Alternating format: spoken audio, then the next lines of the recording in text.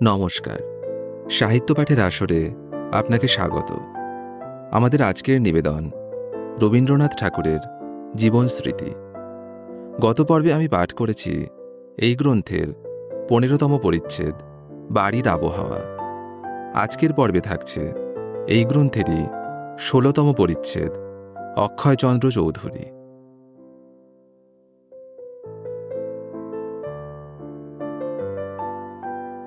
বাল্যকালে আমার কাব্যালোচনার মস্ত একজন অনুকূল সুহৃদ জুটিয়াছিল। অক্ষয়চন্দ্র চৌধুরী মহাশয় জ্যোতিদাদার সহপাঠী বন্ধু ছিলেন। তিনি ইংরেজি সাহিত্যে এম.এ। সে সাহিত্যে তাহার যেমন ব্যুৎপত্তি তেমনি অনুরাগ ছিল। অপরপক্ষে বাংলা সাহিত্যে বৈষ্ণব পদকর্তা, কবি কঙ্কন, রামপ্রসাদ, ভারতচন্দ্র, হরু ঠাকুর, রাম বসু, নিধুবাবু, শ্রীধর কথক প্রভৃতির প্রতি তাহার অনুরাগের সীমা ছিল না। বাংলা কত উদ্ভট গানই তাহার মুখস্থ ছিল।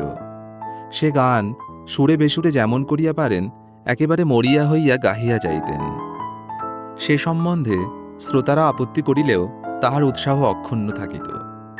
সঙ্গে সঙ্গে তাল বাজাইবার সম্বন্ধেও অন্তরে বাহিরে তাহার কোনো প্রকার বাধা ছিল না। টেবিল হোক, বই হোক, বৈধ অবৈধ যাহা কিছু হাতের কাছে পাইতেন তাহাকেই অজস্র টপাটপ শব্দে ধ্বনিত করিয়া আসর গরম করিয়া তুলিতেন।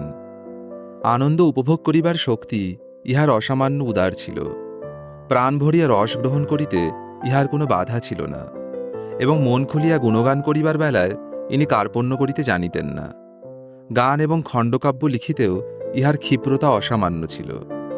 অথচ নিজের এই সকল রচনা সম্বন্ধে তাহার লেশমাত্র মমত্ব ছিল না। কত ছিন্নপত্রে তাহার কত পেন্সিলের লেখা ছড়াছড়ি যাইত সেদিকে খেয়ালও করিতেন না। রচনা সম্বন্ধে তাহার ক্ষমতার যেমন প্রাচুর্য তেমনি ঔদাসীন্য ছিল। উদাসিনী নামে ইহার একখানি কাব্য তখনকার বঙ্গদর্শনে যথেষ্ট প্রশংসা লাভ করিয়াছিল। ইহার অনেক গান লোককে গাহিতে শুনিয়াছি। কে যে তার রচয়িতা তাহা কেহ জানেও না।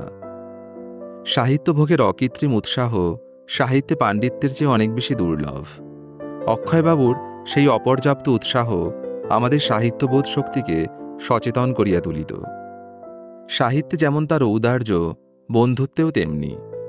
অপরিচিত সভায় তিনি ডাঙায় তোলা মাছের মতো ছিলেন, কিন্তু পরিচিতদের মধ্যে তিনি বয়স বা বিদ্যাবুদ্ধির কোনো বাজ বিচার করিতেন না। বালকের দলে তিনি বালক ছিলেন। দাদাদের সভা হইতে যখন অনেক রাত্রে বিদায় লইতেন তখন কতদিন আমি তাহাকে গ্রেফতার করিয়া আমাদের স্কুল ঘরে টানিয়া আনিয়াছি। সেখানেও রেড়ির তেলের মিটমিটে আলোতে আমাদের পরিবার টেবিলের উপর বসিয়া সভা জমাইয়া তুলিতে তাহার কোনো কুণ্ঠা ছিল না। এমনি করিয়া তাহার কাছে কত ইংরেজি কাব্যের উচ্ছ্বসিত ব্যাখ্যা শুনিয়াছি। তাহাকে লইয়া কত তর্ক বিতর্ক, আলোচনা সমালোচনা করিয়াছি।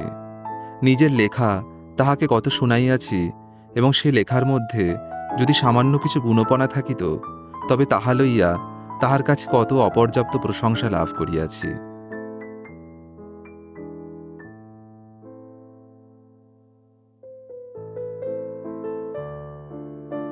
শুনছিলেন রবীন্দ্রনাথ ঠাকুরের জীবন স্মৃতি।